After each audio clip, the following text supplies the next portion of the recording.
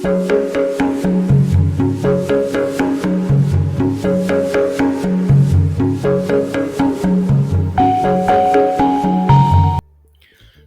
Travellers, ఇవాళ మనమైతే శ్రీ హరిహర క్షేత్ర అయ్యప్ప స్వామి దేవాలయంకి అయితే వెళ్తున్నాము. సో ఇది సాగరింగ్ రోడ్ నుంచి ఓవైసీ టెంపుల్కి వెళ్ళే రూట్లో ఉంటుంది. సాగరింగ్ రోడ్ దాటిన తర్వాత లెఫ్ట్ సైడ్లో ఉంటుంది ఇది.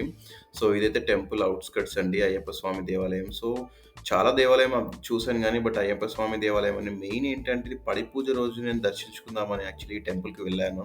అంటే నా మెయిన్ ఇంటెన్షన్ ఏంటంటే అయ్యప్ప స్వామి పడి పూజ కూడా కవర్ చేయాలి, అసలు ఎలా ఉంటుంది వాళ్ళు చేసేటప్పుడు అనేది చూసాను. బట్ చాలా అంటే చాలా అద్భుతంగా ఉంది. టెంపుల్ అయితే సూపర్ అని చెప్పొచ్చు. ఇక్కడ మనకు వినాయకుడు స్వామి గాని, అయ్యప్ప స్వామి గాని ఈజీగా కనిపిస్తుంది. అంటే విగ్రహాలు గాని చాలా మంచి అద్భుతంగా అనిపిస్తుంది. సో ఇక్కడైతే అయ్యప్ప స్వామి మెట్లు ఎక్కేయొచ్చు. ఎక్కిన తర్వాత అయ్యప్ప స్వామి కీర్తనలు చూడొచ్చు. సో ఇక్కడంతా ఏంటంటే అందరూ స్వామియే శరణమయ్యప్ప అనుకుంటూ పోవడం అనేది చాలా మంచిగా అనిపించింది. ఎందుకంటే ఇక్కడ గ్రూప్ ఆఫ్ అయ్యప్ప స్వాములు కూర్చొని ఒక పడి పూజ అనేది చేశారు వాళ్ళు. అయితే మణికంఠ స్వామి అండి.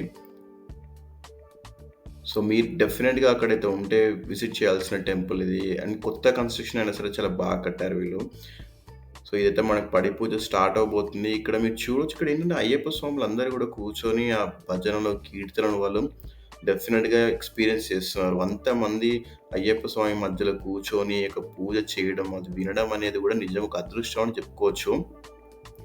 అండ్ పడి పూజ అయితే చాలా మందికి తెలిసిందే, చాలా ఫేవరెట్ అది. ఇప్పుడు స్టార్ట్ అవ్వబోతుంది. సో ఆడియో కూడా నేనేం చెప్పట్లేదు.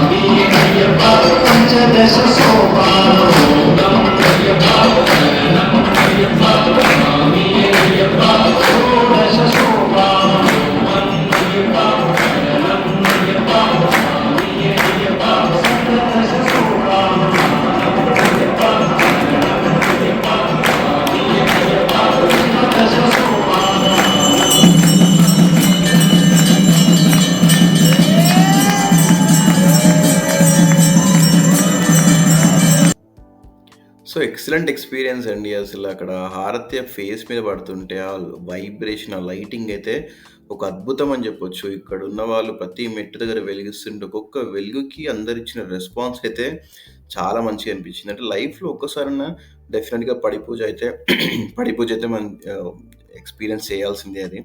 అండ్ అక్కడ అయ్యప్ప స్వాములు కూడా వాళ్ళ యొక్క భక్తి చూసారంటే లైక్ చాలా అంటే చాలా బావుంటది. ఇప్పుడు చూసారు కదా అన్ని మెట్లు, ప్రతి మెట్టు దగ్గర వెలుగనేది, లాస్ట్‌కు మణికంఠ స్వామి అనేది.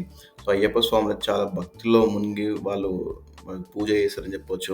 అండ్ ఇక్కడ టెంపుల్ చుట్టూ అయితే చాలా బావుంది. అండ్ ఇక్కడ చెట్లు గాని, అండ్ విగ్రహాలు గాని, అండ్ ఓపెన్ స్పేస్ కూడా చాలా బావుంది టెంపుల్‌లో. ఇక్కడ చిన్న ఈవెంట్స్ చేయాలనుకున్నా గాని, పూజలు, యజ్ఞాలు చేయాలని చేసుకోవచ్చు. అందరికి లంచ్ చేయాలన్నా లంచ్ ఇక్కడే ఒక చిన్న హాల్ టైప్ ఉంటుంది కాబట్టి లంచ్ కూడా ఈజీగా చేసుకోవచ్చు.